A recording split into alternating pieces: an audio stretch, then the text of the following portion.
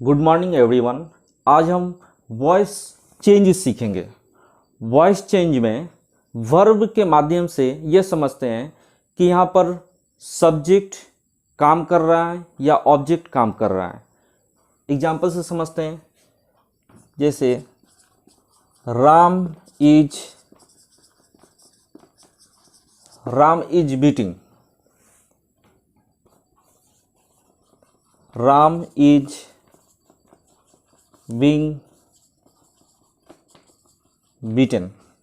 यहाँ पर बीटिंग या बीटन जो है वो एक वर्ब है, और यह वर्ब से हम समझते हैं कि वॉइस एक्टिव वॉइस में है या पैसिव वॉइस में है। तो यहाँ पर राम इज बीटिंग, राम जो है वो कार्य करता है। राम को हिंदी में हम लोग करता, इंग्लिश में सब्जेक्ट कहते हैं। तो यहाँ पर डूअर जो काम कर रहा है वह राम है, तो इसीलिए इसे हम एक्टिव वॉइस कहते हैं। एक्टिव वॉइस क्यों? क्योंकि यहाँ पर सब्जेक्ट काम कर रहा है, इसलिए इसे हम एक्टिव वॉइस कहते हैं। दूसरे नंबर सेंटेंस में राम इज बीइंग बीटन, यहाँ पर सब्जेक्ट काम नहीं कर रहा है, यहाँ पर सब्जेक्ट रिसीव कर रहा है। यहाँ पर सब्जेक्ट को पीटा जा रहा है, सब्जेक्ट पे कोई काम घटित हो रहा है, अर्थात रिसीवर।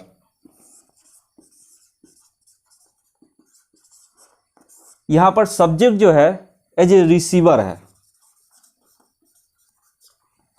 इसलिए जहां पर सब्जेक्ट रिसीवर हो उसे हम पैसिव वॉइस कहते हैं, उसे हम पैसिव कहते हैं। और एक्टिव उसे कहते हैं जहां पर सब्जेक्ट काम कर रहा हो, और जहां पर सब्जेक्ट पे कोई काम हो रहा हो उसे हम पैसिव वॉइस कहते हैं। एग्जाम्पल से समझते हैं। प्रेजेंट टेंस का हम एग्जाम्पल्स समझेंगे।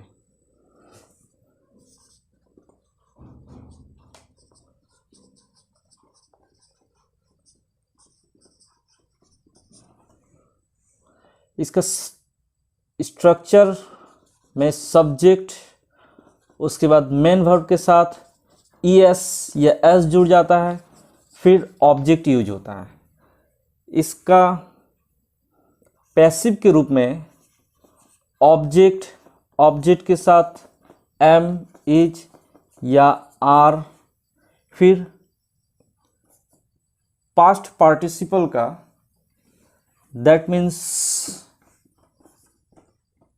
वर्ब का थर्ड फॉर्म यूज होता है। मेन वर्ब का थर्ड फॉर्म, फिर बाई, फिर सब्जेक्ट। एग्जाम्पल से समझते हैं, जैसे राम हेल्प्स मी। यहां पर राम कार्य कर रहा है। सिमिलरली इसको जब हम पैसिव में बदलेंगे तो ये एक्टिव का फॉर्मूला है, एक्टिव वॉइस है ये, और यह पैसिव वॉइस है।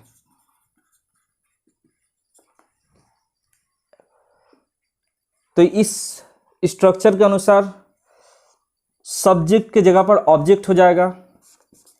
तो सब्जेक्ट यहाँ पर राम सब्जेक्ट है और मी यहाँ पर ऑब्जेक्ट है। तो सब्जेक्ट को ऑब्जेक्ट में बदलेंगे तो मी का हमेशा active voice and passive voice. Active voice में I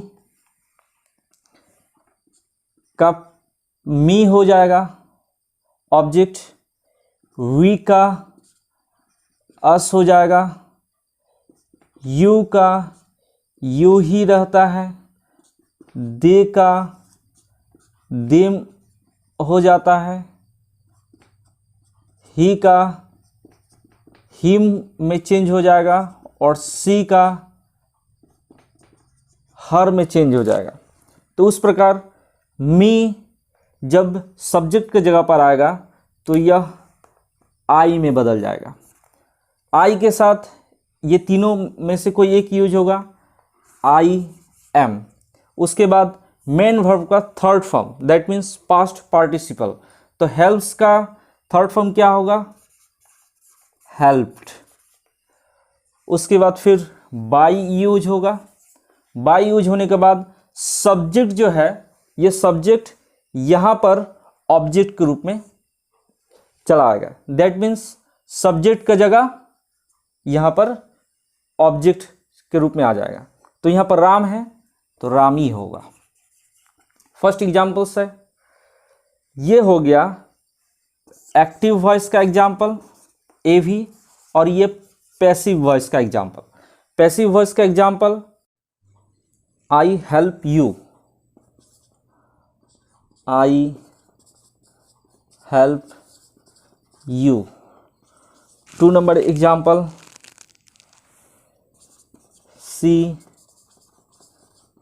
teach me. 3rd number example, we respect him. ये तीनों का पैसिव में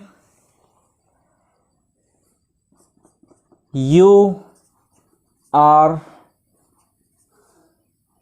helped by me. She teach me का आई हो जाएगा, I am taught by her.